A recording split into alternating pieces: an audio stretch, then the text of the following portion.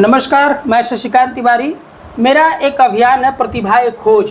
प्रतिभा एक खोज के तहत हमारे साथ फ्रेम में आप देख रहे होंगे युवा और नए जनरेशन की लड़की, जो वर्तमान समय में जो पूरे देश में राजनीति का परिदृश्य चल रहा है, जिस तरीके से वन नेशन वन इलेक्शन जैसे तमाम मुद्दों पर देश भर में चर्चाएं हो रही हैं। युवा संसद में राज्य स्तरीय पर बोलने के लिए इनका चयन हुआ है और खुद ये सूबे के मुख्यमंत्री योगी आदित्यनाथ की उपस्थिति में अपना संबोधन देंगे। हम इनसे बातचीत करते हैं और जानते हैं कि आखिर इस तरीके से अपने को कहाँ देखती हैं और जो क्षेत्र आपने चुना है क्या इनका उद्देश्य है। मैं इनसे सीधे बात करता हूं और जानने की कोशिश करता हूं। एक बार अपना नाम बता दीजिए। नमस्कार, मैं दीपशिखा सिंह गाजीपुर की रहने वाली हूँ। हाँ दीपशिखा, देखा जाए कि अभी आपका जो राज्य स्तरीय युवा संसद के लिए चयन हुआ है जी, आप कहाँ गई थी, क्या करने गई थी कि आपका चयन हुआ है? सर मैं जनपद स्तरीय युवा संसद में भाग लिया था मैंने, जो जौनपुर में हुआ था। और वहाँ पे करीब 60 प्रतिभागी थे, जिनमें 10 लोगों का सिलेक्शन हुआ है। तो 10 में से आपका क्या स्थान रहा? मेरा प्रथम स्थान रहा। प्रथम स्थान रहा जी। तो अब जो लखनऊ में जो चयन हुआ है कि आपको युवा संसद के तौर पर बतौर वहाँ पे मुख्य अतिथि के तौर पे मुख्यमंत्री योगी आदित्यनाथ शामिल होंगे जी। उनके सामने बोलना है, तो आपके मन में क्या चल रहा है, क्या तैयारी है? सर जो टॉपिक मिला हुआ है कि ये संविधान दिवस के 11 संकल्प, उस पर मैं बोलूँगी और बताऊंगी देश को कि हमें संकल्प लेना कितना ज़रूरी है किसी चीज़ को, किसी लक्ष्य को प्राप्त करने के लिए। जब आप इसके लिए अपने को योग्य नहीं समझ पा रही थी, जब आपने पहले दिन जब चयन होना था, तो आपको क्या टॉपिक मिला था? आपने क्या ऐसा बोला कि आपको प्रथम स्थान मिला और फिर आपको युवा संसद के तौर पर एक लखनऊ में बोलने का मौका मिला है? क्या आपने बोला था, क्या टॉपिक क्या था? सर मेरा टॉपिक तो वहाँ पे एक राष्ट्र एक चुनाव था, जिसमें मैंने विभिन्न मुद्दों का जिक्र किया है। जैसे कि चुनाव, बार बार चुनाव की वजह से क्या होता है कि युवा सिर्फ उसी में लगा हुआ रहता है, पूरे दिन रील्स वगैरह, और सामाजिक समरसता घटती है। और बहुत सारी सरकारें सिर्फ चुनाव के उसमें लगी रहती है, तैयारियों में लगी रहती है, इसलिए हमारा काम पूरी तरह से ठीक नहीं होता। विकास कार्यों में काफ़ी बाधाएं आती हैं, भ्रष्टाचार भी उससे बढ़ता है, और ये शिक्षक भी अपने पढ़ाने से ज़्यादा तो वो ड्यूटी में लगे रहते हैं चुनाव के, तो ये सारी चीज़ें दिक्कतें आती हैं। तो आपने क्या अपने संबोधन में क्या बताया था कि इससे फ़ायदा क्या है, क्या नुकसान है? थोड़ा एक बार बताइए दर्शकों। मैंने बताया कि कैसे आज का युवा जो है वो इन चीज़ों में लगा हुआ है, धर्म, जाति, वर्ग, समुदाय जैसी चीज़ों में उलझा हुआ है, और वो कैसे अपनी जहाँ उसको ये ज्ञान और अनुसंधान पे कार्य करना चाहिए, वो उन चीज़ों में ज़्यादा इन्वॉल्व है और वो भीड़ का हिस्सा बनता जा रहा है। ठीक है, जब जब रैलियां होती हैं तो उसमें वो भीड़ के हिस्से के तौर पे देखा जाता है। और सरकारें भी हैं, पूरे 4.5 साल जहां उनको काम करना चाहिए, कुछ समय सिर्फ चुनाव में बिताने चाहिए, वो तो पूरा समय कहीं ना कहीं चुनाव के कारण वो व्यस्त रहती हैं। तो ये मैंने बताया है उसमें। देखिए, एक चीज़ बता दूं कि पूरे देश भर में जब से भारतीय जनता पार्टी की सरकार आई है, वन नेशन वन इलेक्शन की चर्चाएं काफ़ी ज़ोर से हो रहा है, तेज़ी से हो रहा है। विपक्ष इसको लेकर हमलावर भी है कि आखिर वन नेशन वन इलेक्शन क्यों होना चाहिए। वन नेशन वन इलेक्शन कराने से हमारे जो देश भर में तमाम तरीके के खर्चे होते हैं, अधिकारियों और कर्मचारियों को जो परेशानी झेलनी पड़ती है या फिर तमाम तरीके के व्यवस्थाएं होती है, काम में बाधा होता है, इससे मुक्ति मिलेगी। जो अब युवा पीढ़ी जो है, युवा पीढ़ी इसको कैसे बारीकी से समझ सके, युवा पीढ़ी इसके बारे में अपनी क्या सोच रखता है, इन तमाम टॉपिकों पर बोलने के लिए ऐसे युवाओं को मौका मिल रहा है। युवा भी बहुत टैलेंटेड है, प्रतिभावान है, ये अपनी बातों को बारीकी से रख रहे हैं।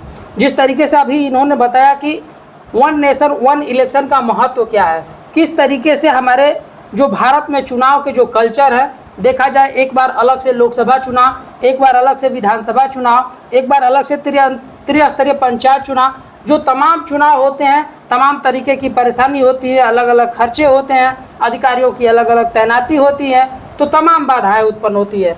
यही टॉपिक था आपका। जी सर। तो जब कोई भी चीज़ लागू किया जाता है उसका एक सिस्टम होता है, नियम होता है, उसके तहत लागू कराने की कोशिश की जाती है। तो जब ये लागू हो जाता है तो आपको क्या लग रहा है, एक युवा होने के नाते अपने युवाओं को क्या संदेश देना चाहेंगे कि इसके होने से, लागू होने से युवाओं को किस तरीके से बढ़ कर आगे आना चाहिए और समर्थन करना चाहिए? सर, क्योंकि इसमें सबसे ज़्यादा मुझे लगता है नुकसान युवाओं का ही है, क्योंकि वो एक तो खर्च हो रहा है धन, वो तो ठीक है, लेकिन युवा भी अपना समय खर्च करे जो एक बहुत बड़ा धन है, ठीक है। तो इसलिए मुझे लगता है कि युवाओं को इसका सपोर्ट करना चाहिए। और क्योंकि विद्यार्थियों का भी जीवन, क्योंकि शिक्षा जो है वो ज़्यादातर समय चुनाव में दे पा रहे हैं, तो इसमें विद्यार्थियों का बड़ा नुकसान है, तो युवाओं को इसके लिए आगे आना चाहिए। अभी आप क्या कर रही हैं? मैं अभी MSc कर रही हूँ बॉटनी से। कहाँ से? PG college Ghazipur. अच्छा, जिस तरीके से आप रख रही हैं, क्या लग रहा है, नेता बनना है? सर, अभी सोचा तो नहीं है, या वो लक्ष्य बाद में डिसाइड करूंगी, अभी जो हो रहा है उसको देखते हुए। होता है, बट कोई भी छात्र होता है तो अपने जीवन में कोई ना कोई एक लक्ष्य निर्धारित करता है, तभी वो अपने लक्ष्य को पाता है। तो आपने कोई लक्ष्य निर्धारित किया कि हमको पाना क्या है? सर, एक महान व्यक्ति ने कहा था कि हमें अपना लक्ष्य अपने अंदर ही रखना चाहिए।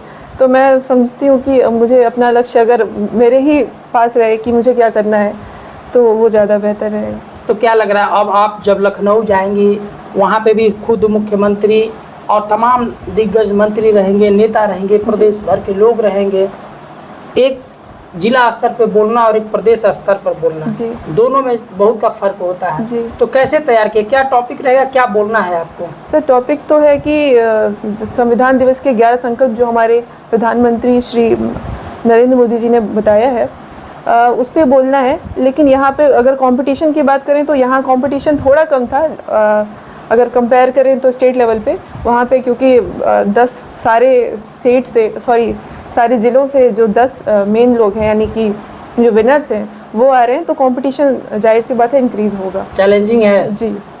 अच्छा, क्या लग रहा है, जिस गांव से आती हैं, आपका कौन सा गांव है? मेदिनीपुर गांव। मेदिनीपुर। मम्मी पापा क्या करते हैं? दोनों ही शिक्षक हैं। दोनों शिक्षक हैं जी। बकाए भाई बहन हैं आप लोग? एक भाई है और मैं बहन। सबसे बड़ी आप हैं जी।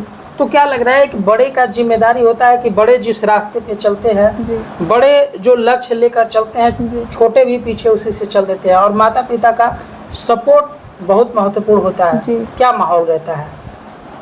घर पे मेरे और छोटे 2 भाई बहन भी हैं, जो चाचा के बच्चे, वो काफ़ी मुझे देखकर प्रोत्साहित होते हैं कि मुझे भी कुछ अच्छा करना है। और घर पे माहौल ठीक है कि मैं स्पीच वगैरह देती रहती हूँ, तो सबको रहता है कि मैं अच्छा बोल लेती हूँ। कभी किसी ने कहा नहीं कि नेता बनोगी क्या? नहीं, ऐसा अभी कोई माहौल नहीं है। अभी नहीं है? नहीं। ये दीपशिखा सिंह हैं, जो युवा संसद के तौर पर लखनऊ में राज्य स्तरीय युवा संसद कार्यक्रम में बोलेंगी। इन्होंने जनपद स्तर पर जिस तरीके से 1 नेशन 1 इलेक्शन को लेकर अपना संबोधन दिया, जिससे जो जजमेंट करने वाले लोग थे उन्होंने प्रथम वरीयता दिया, प्रथम स्थान प्राप्त किया। और जब अब बारी आई राज्य स्तरीय युवा संसद के तौर पर बोलने के लिए, तो यह अपने आप में बड़ा मायने रखता है।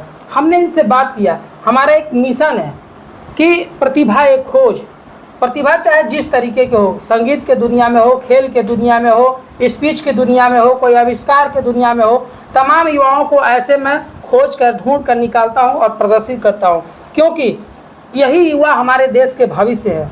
और जिस तरीके से इन लोगों के अंदर की जो प्रतिभा बाहर निकल कर आ रही है, ऐसे प्रतिभा समाज में आगे बढ़ाने के लिए, अपने समाज हित के कार्य के लिए बहुत बड़ा मायने रखता है। शुभकामनाएं शिखा, आप जाएं और फिर एक बार वहाँ पे भी टॉपर बनकर आएं। Thank you. गाजीपुर से शशिकांत तिवारी।